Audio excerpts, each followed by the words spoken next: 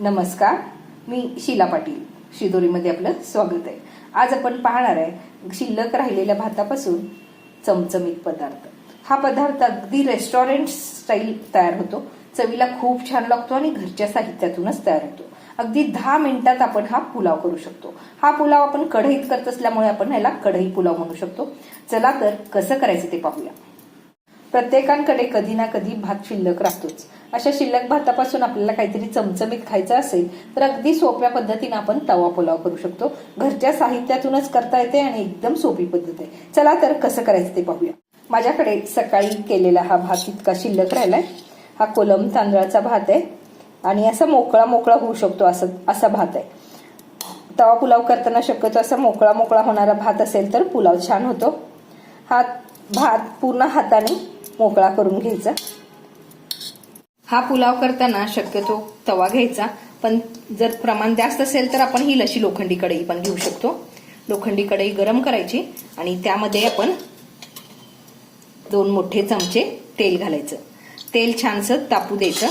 तेल तापत असतानाच त्यामध्ये आपण आता बटर घालायचं आहे. नुसता बटर घातलं तर करपू शकते, त्यामुळे थोडंसं आधी तेल घालायचं, तेलामध्ये बटर घालायचं.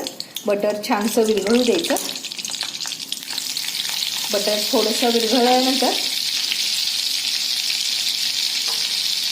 त्यामध्ये आपण आता सुरुवातीला कांदा घालायचा. कांदा छानसं परतून घ्यायचं.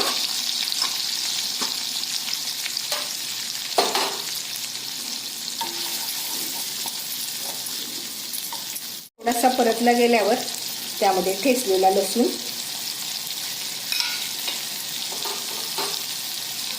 कढीपत्ता, 2 उभट कापलेल्या मिरच्या.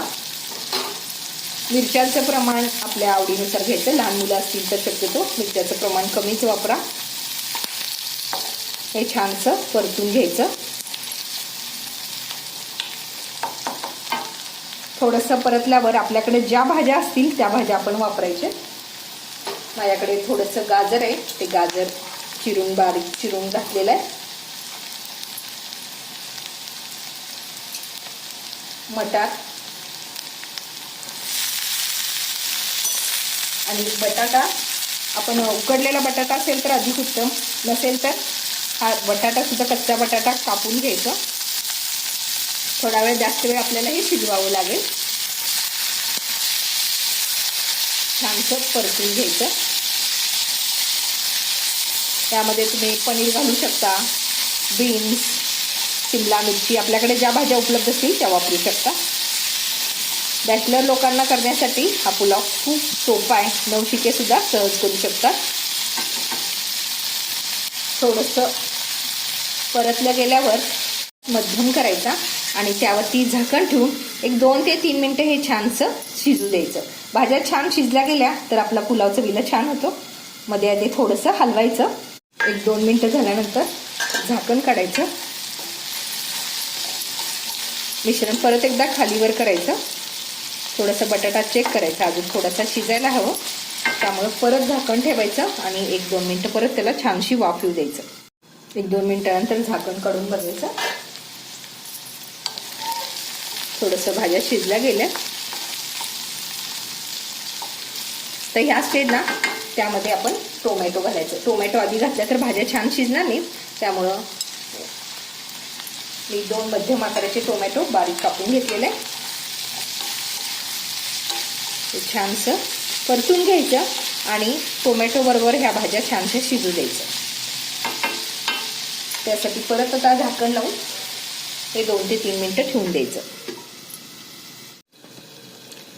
भाज्या शिजल्यात का बघूया. हे बघा, झाकण काढायचं. भाज्या बऱ्यापैकी शिजलेल्या आहेत. त्या स्टेजला गॅस एकदम बारीक करायचा आणि त्यामध्ये आता आपण शिल्लक राहिलेले मसाले घालूया. त्यामध्ये 1 पाव चमचा हळद, 1 चमचा धने जिरे पूड, अर्धा चमचा गरम मसाला, 1 मोठा चमचा पावभाजी मसाला. इथं स्पेशल इन्ग्रेडियंट म्हणजे पावभाजी मसाला घातल्यामुळे याला चव फार छान येते. आणि काश्मीरी लाल तिखट आपण मिरची आधी वापरलेली आहे आणि तिखटाचं प्रमाण आपल्या आवडीनुसार घ्यायचं आहे. सर्व मिश्रण छानसं परतून घ्यायचं. सगळ्या भाज्यांना छानसं लागलं पाहिजे. एखादं मिनिट हे परतून घ्यायचं.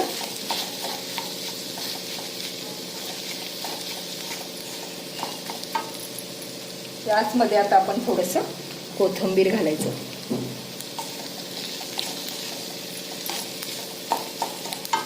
आणि मसाला करपू नये म्हणून आपण त्यामध्ये आता आपण थोडंसं पाणी घालायचंय.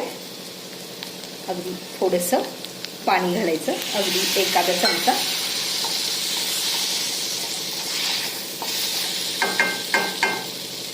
झाकण लावून परत एखादं मिनिट हे छानसं वाफ घ्यायचं. म्हणजे भाज्या सगळ्या छान मसाला कोटिंग होतं आणि एकदम चवीला छान लागतात. 1 मिनिटानंतर झाकण काढायचं. हे बघा भाज्या छान शिजलेल्या गेल्या. मसाला सगळीकडे छान लागला आहे. आता ह्या स्टेजला आपण त्यामध्ये चवीनुसार मीठ घालायचं. भातामध्ये पण थोडंसं मीठ आहे, त्यानुसारच यामध्ये मीठ घालायचं. आणि तुम्हाला जर आवडत असेल तर त्यामध्ये अगदी किंचितसं साखर घालायचं. आवडत नसेल तर नका घालू, कारण आपण टोमॅटो घातले. थोडंसं साखर घातलं की सगळं बॅलन्स होतं, चवीला छान लागतं. अगदी थोडंसंच घालायचं.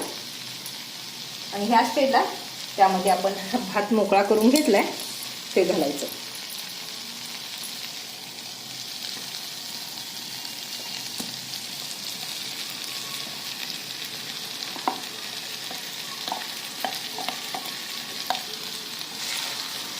गॅस एकदम बारीकच राहू दे.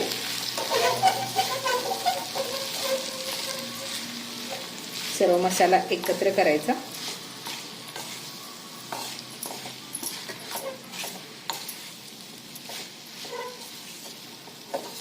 किती छान पुलाव तयार झालेला आहे.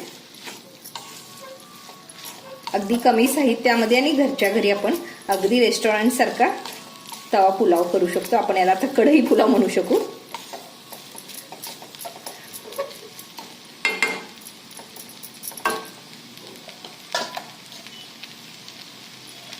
आता झाकण काढून बघूया. हे बघा मस्त बटर आतमध्ये भातात मिसळला गेलाय आणि एकदम मस्त असा आपला पुलाव तयार झालाय. ह्या स्टेजला गॅस बंद करायचा.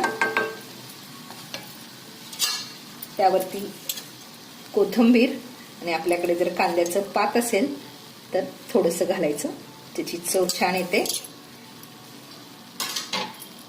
सर्व मिश्रण परत एकदा एकत्र करायचं आणि हा असा आपण गरमागरम पुलाव खाऊ शकतो. तसा आपला पुलाव तयार झालेला आहे. हा तयार झालेला पुलाव आपण काकडी, कांदा, दही किंवा लिंबू यासोबत खाऊ शकतो. चवीला खूप छान लागते. करायला ही एकदम सोपी, अगदी 10 मिनिटात करू शकतो. तुम्ही या पद्धतीनं घरच्या शिल्लक राहिलेल्या भातापासून हा पुलाव करून पहा आणि त्याच्या प्रतिक्रिया द्यायला विसरू नका. रेसिपी आवडली तर लाईक, शेअर, कमेंट करा. आणि अजून तुम्ही शिदोरी या चॅनलला सबस्क्राईब केला नसाल तर प्लीज सबस्क्राईब करा. त्या शेजारी जे बेल आयकॉन आहे त्यावरती क्लिक करा, म्हणजे जेव्हा जेव्हा मी नवीन रेसिपी अपलोड करेन त्याचे नोटिफिकेशन तुम्हाला लगेच मिळेल. वेळ काढून माझी रेसिपी पाहिल्याबद्दल धन्यवाद. परत भेटू अशाच साध्या आणि सोप्या रेसिपी सोबत.